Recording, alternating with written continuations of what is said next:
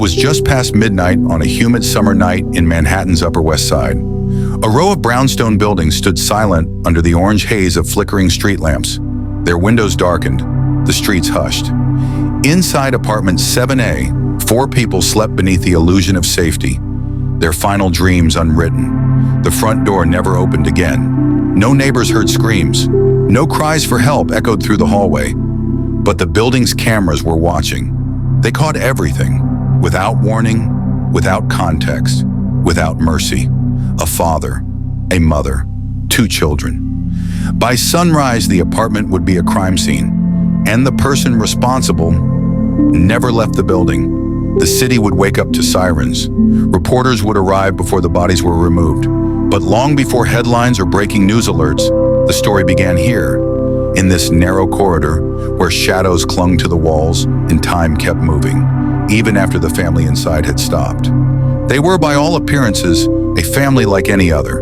Photographs hung with care, laughter behind closed doors, weekend routines of cereal bowls and cartoons. The Lopez family had lived in apartment 7A for nearly 6 years. To the outside world, they blended in seamlessly. A hardworking father, a devoted mother, 2 bright young children with their lives stretched out before them. But something was shifting beneath the surface, quietly, gradually, until it reached a point of no return. What happened that night was no random act. It wasn't the result of a stranger slipping through a window or a sudden break-in. It came from within, a story pieced together from digital timestamps, whispered accounts, and one piece of footage that would horrify even the most seasoned investigators. This is the story of the Lopez family, and in the next hour we'll walk through the timeline, step by step, uncovering what the police missed, what neighbors never spoke of, and what the cameras saw but could never explain. Stay with us. What you're about to witness is not just a crime, it's a portrait of what lies hidden in silence, behind ordinary doors, in the quiet hours when the world isn't looking. Edison Lopez had the kind of face that put people at ease. The kind of man who held the door for strangers, remembered your birthday even if you barely remembered his. He worked quietly, hands always busy, fixing what was broken, tightening what had come loose. Neighbors remembered him sweeping the front steps before sunrise, still in his building-issued overalls, earbuds in, nodding to the rhythm of some old-school salsa track. He wasn't loud, he didn't seek attention, but he was steady, reliable, a presence. One of those rare people who made life easier without making a show of it. He met Maria Ortiz in the summer of 2007 at a birthday barbecue in the Bronx. She was holding a baby cousin who wouldn't stop crying, and Edison, shy, quiet Edison, offered a bottle of water and a gentle joke. They didn't dance that night, but by the next one, they were inseparable. She was warm, funny, quick to laugh, a listener, the kind of woman who remembered small details, a childhood allergy, the name of your high school mascot. Her kindness wasn't performative. It was the kind that made you want to sit next to her just a little longer. They married in early fall under a string of paper lanterns in her aunt's backyard. It wasn't grand, it wasn't expensive, but it was real. He wore gray, she wore cream. He cried first. She never let him forget it. They moved into the Upper West Side apartment soon after. Edison had just landed the superintendent job. It came with a rent-free unit, modest 2 bedrooms, a view of the brick wall next door. But it was theirs. Their son, Leo, was born a year later. A quiet boy, observant, with dark curls and his father's cautious smile. Then came Olivia, 2.5 years after that, who entered the world screaming and never quite stopped. She was bold from the start, tiny, fearless, always asking questions twice. Neighbors noticed how Edison always walked with one hand behind his daughter's back, guiding her gently across busy sidewalks. How Maria packed their lunches in matching containers. How both parents always looked just a little tired, the good kind, the kind that comes from doing too much for everyone else. In public, they were the picture of calm. Every school play, every bake sale, every open house, one of them was always there. Sometimes both. Sometimes with folded chairs in hand for the grandparents. But behind the smiles, there were changes, subtle things. Edison no longer stayed after church to talk. Maria began missing her Tuesday shifts. The kids, once so boisterous, grew quieter. There was a sense, hard to name, but impossible to ignore, that something had shifted inside the Lopez home. Still, if anyone asked, they were fine. Always fine. Maria smiled when she saw neighbors in the hallway. Edison nodded politely, hands full of tools or trash bags or letters from the building office. Olivia sang as she skipped down the steps. Leo held his sister's backpack, but late at night, the light in the kitchen stayed on longer than it used to. And Edison, once a man who always answered the phone on the second ring, started letting calls go to voicemail. The building was old. Pipes groaned, radiators hissed. But lately, tenants said they heard something else in the walls. A low thud, a muffled yell, then nothing. Of course, in New York, people mind their business, especially in buildings where walls are thin and stories thinner. So no one asked questions. No one knocked. Until one day, the kids stopped showing up at school. And the hallway camera, the one mounted just outside apartment 3B, captured something that didn't fit the pattern. A man, standing still, for too long, a child's toy, left outside the door, and silence, too much of it. For years, the Lopez family had lived right in the middle of the city, surrounded by noise, life, motion. But in their final days, the world around them seemed to pause. The warmth that once flowed from their apartment, holiday lights, laughter, the smell of rice and beans cooking on Sundays, was gone. In its place, a hollow space no one could quite explain. And by the time someone finally did knock, it was already too late. You don't always hear the first crack when something breaks. It doesn't sound like a shatter. Not at first, it's quieter than that. A shift in weight, a breath held too long, a silence that shouldn't be there. Edison had started coming home later. Not late enough to alarm, but just outside of routine. He said work was getting heavier, more responsibilities, more tenants with broken faucets and late-night lockouts. But Maria noticed the difference in his voice. It wasn't just exhaustion, it was distance, a thinning of something once solid. In the bedroom drawer, envelopes began to collect, some unopened, some opened, but folded too sharply. Credit card statements, rent notices, a hospital bill from 3 years back that had never gone away. Maria, who used to hum while cooking, now stirred pots in silence. The TV played in the background more often, but no one was really watching. The children felt it before they could explain it. Leo, once eager to show his drawings, stopped leaving them on the fridge. Olivia asked fewer questions. Then came the day Edison canceled the cable, said they didn't need it, said the kids could read more. But the truth sat heavier. Maria's hours at the salon had been cut again. Clients weren't tipping the way they used to. Some didn't come back at all. One night she told a friend on the phone, "I think something's wrong. I can feel it in the way he closes the door now." Edison, once so even-tempered, had begun speaking in shorter sentences, less eye contact. His hands, always steady, now trembled when he lit a cigarette on the fire escape. Neighbors said they still saw him each morning, toolbox in hand, keys clipped to his belt. But his nod had lost its warmth. His smile, when it came, stopped short of his eyes.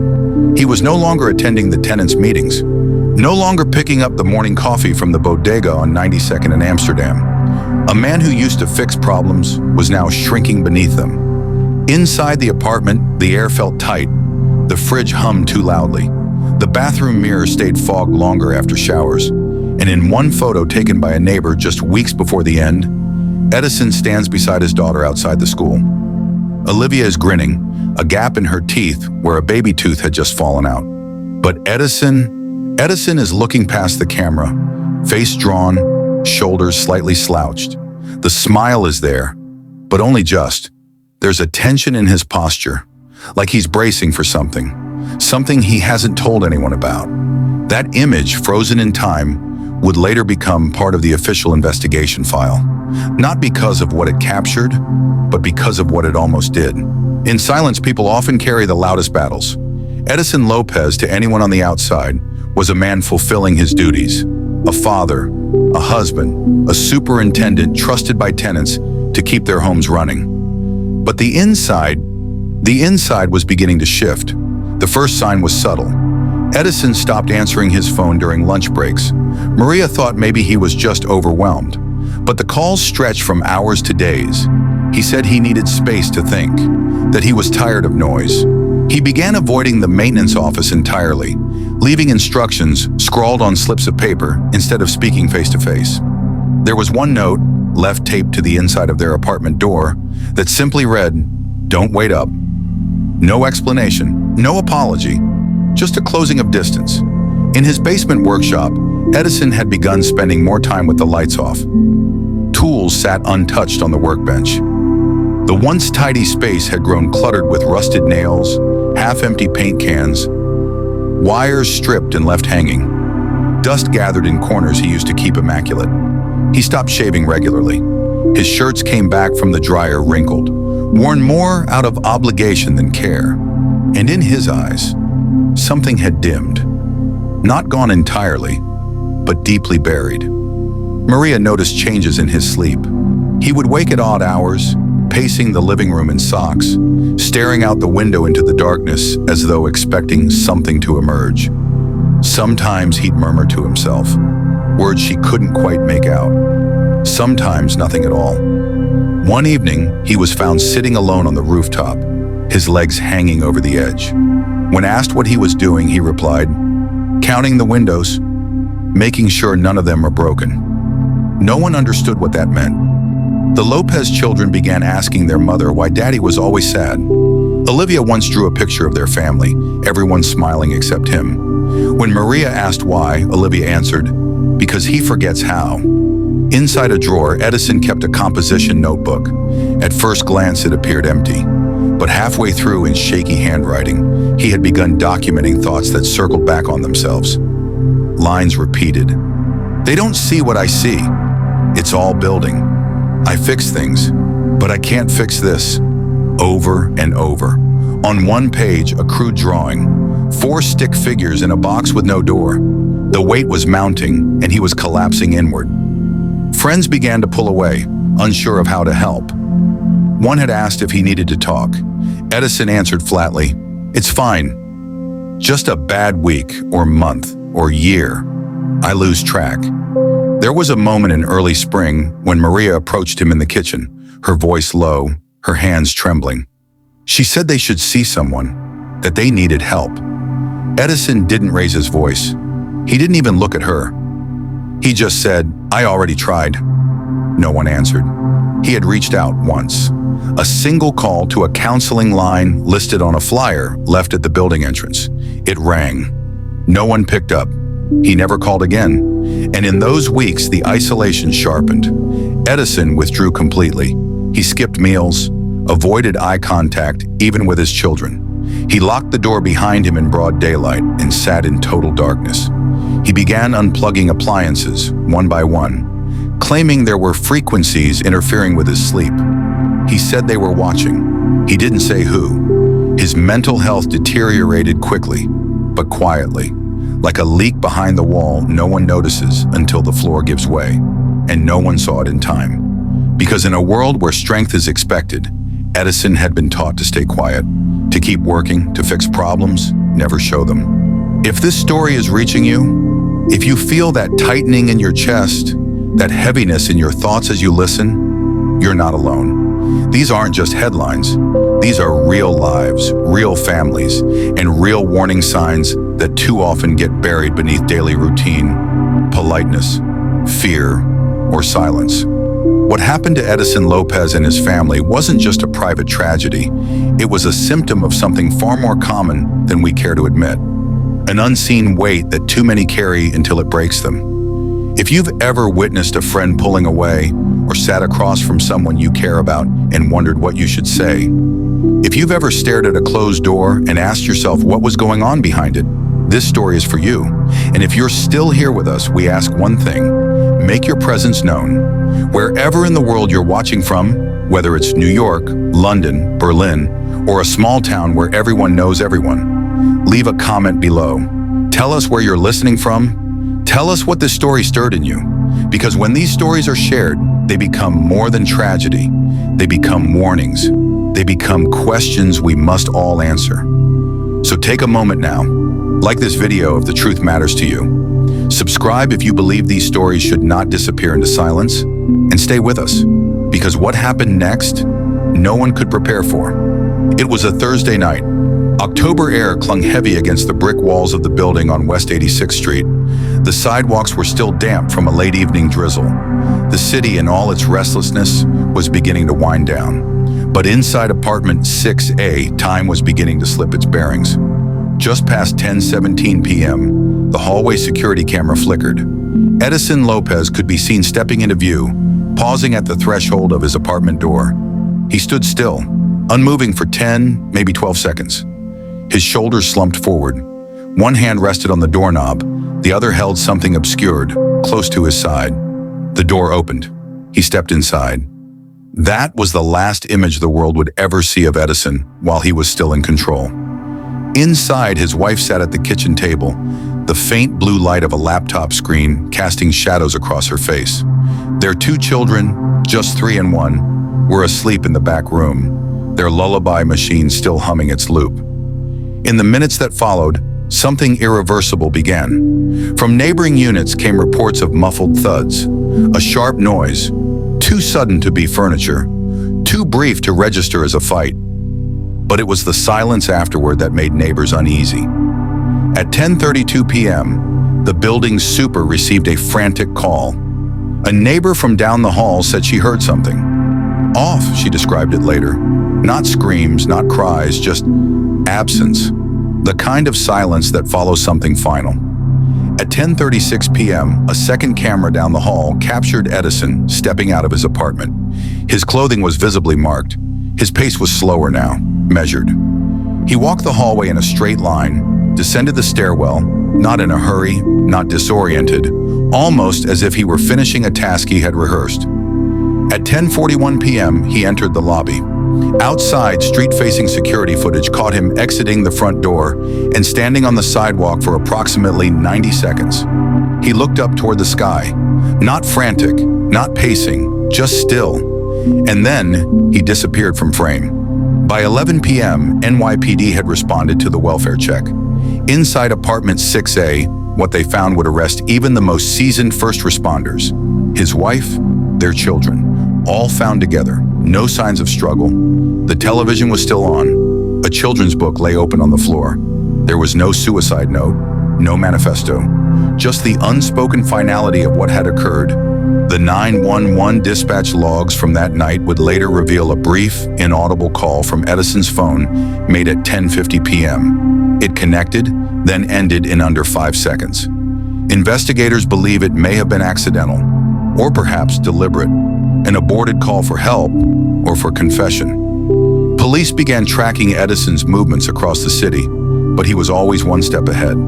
The following morning, just after 8 a.m., his body was discovered in a wooded stretch of Fort Tryon Park. He had taken his own life.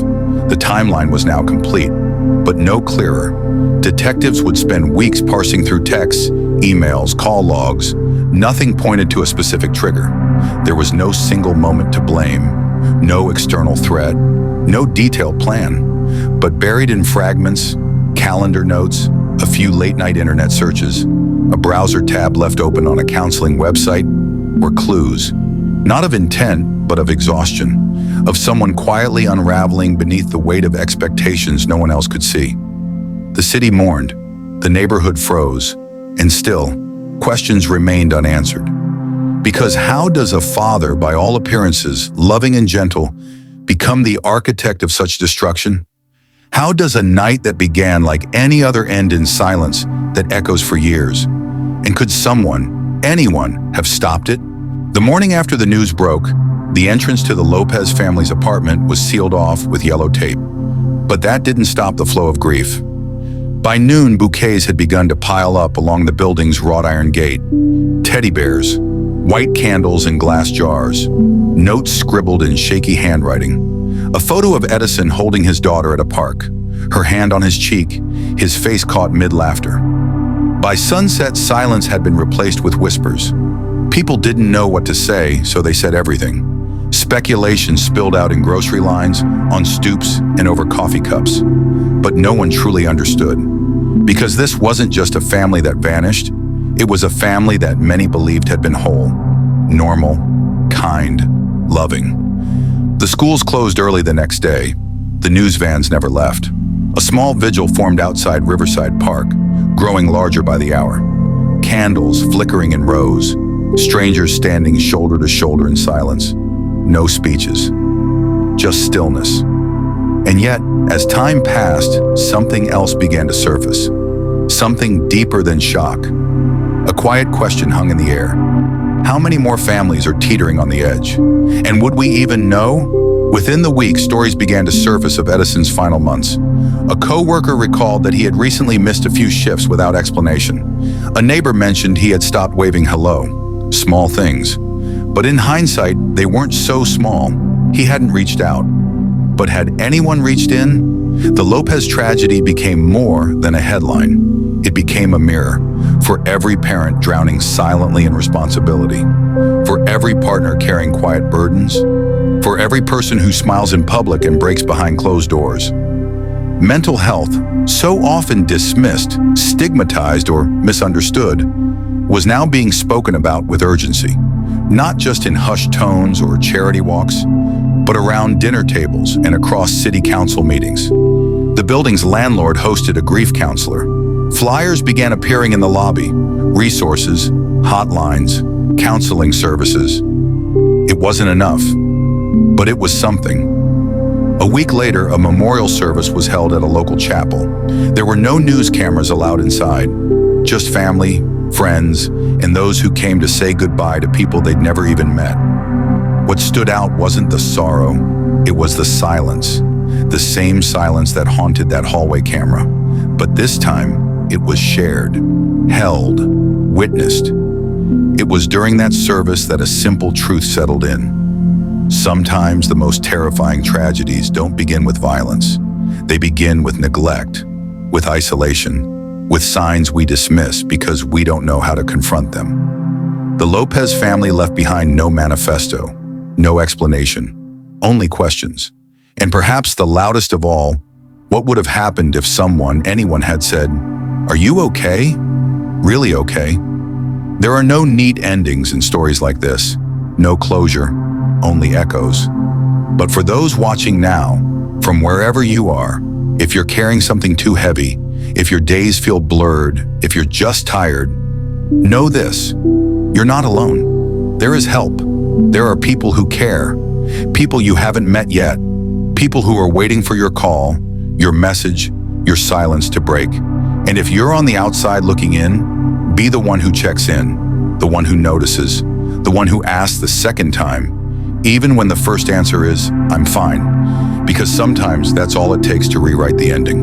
If you or someone you know is struggling with thoughts of hopelessness, isolation, or emotional distress, there is support available. Right now, without judgment, without shame. In the United States, you can call or text 988, the Suicide and Crisis Lifeline. Trained counselors are available 24 hours a day, 7 days a week. You are not alone. For viewers outside the U.S., please consult the local mental health helplines displayed on screen now. The story you've just witnessed is more than a crime. It's a reflection of something unspoken, something urgent. We tell these stories not just to remember those lost, but to protect those still here. Because every silent hallway, every closed apartment door holds lives that matter. Every life matters. Thank you for watching. To support more documentaries that shine a light on hidden struggles and untold truths, subscribe to our channel and share this video. It helps bring these stories to those who need to hear them most. And if you're watching this and something about this story sits with you, don't walk away quietly. Reach out. Speak up. Sometimes the smallest act of compassion is what breaks the cycle.